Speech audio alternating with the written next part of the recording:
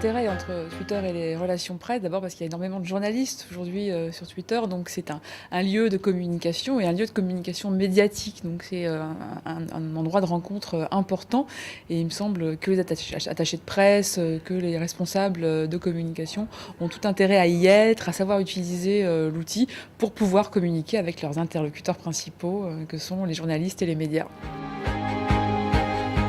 Alors la question de l'influence est une question très intéressante, en même temps très compliquée, parce qu'on voit par exemple quand on compare souvent à tort Facebook et Twitter, on voit que Facebook est beaucoup plus important, il y a beaucoup plus de monde sur Facebook, c'est beaucoup plus populaire que Twitter.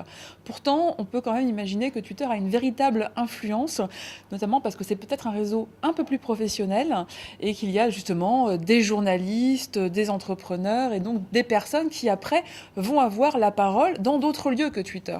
Donc des journalistes vont lire des choses, vont communiquer sur Twitter essentiellement, et après vont parler dans leurs médias, sur leur site, dans leur journal, sur le print, à la radio, à la télévision, etc.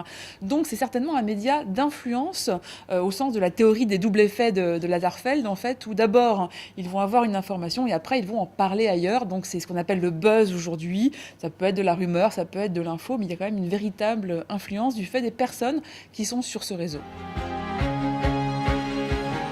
L'avenir des relations presse sur les réseaux sociaux, c'est difficile de faire comme ça de la prospective parce que c'est tellement évolutif. Mais on peut dire que de toute façon, c'est un réseau qui continue de se développer. Twitter, le web social en général continue de se développer. Donc il est difficile d'imaginer que ces professionnels ne vont pas y être, ou en tout cas vont être sur des réseaux, ceux-ci ou d'autres qui vont apparaître, ou bien des réseaux agrégés. Mais c'est un moyen de communiquer qui est rapide, voilà, donc qui permet de gagner du temps, qui permet de gérer son influence. Et en même temps, donc à la fois ça va se développer, c'est évident, et ça nous invite à repenser beaucoup de choses. L'image de notre entreprise, notre image à nous. Avant, on avait notre image tout simplement, voilà, on était nous-mêmes et dans la société aussi.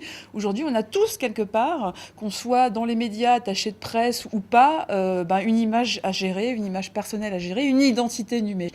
Donc ça nous oblige à penser tout cela, et une fois que c'est fait, on doit pouvoir communiquer parce qu'il va y avoir un gain pour nous et certainement aussi un gain pour les entreprises pour lesquelles on travaille, pour les institutions auxquelles on appartient, de continuer de travailler, de développer les choses là-dessus.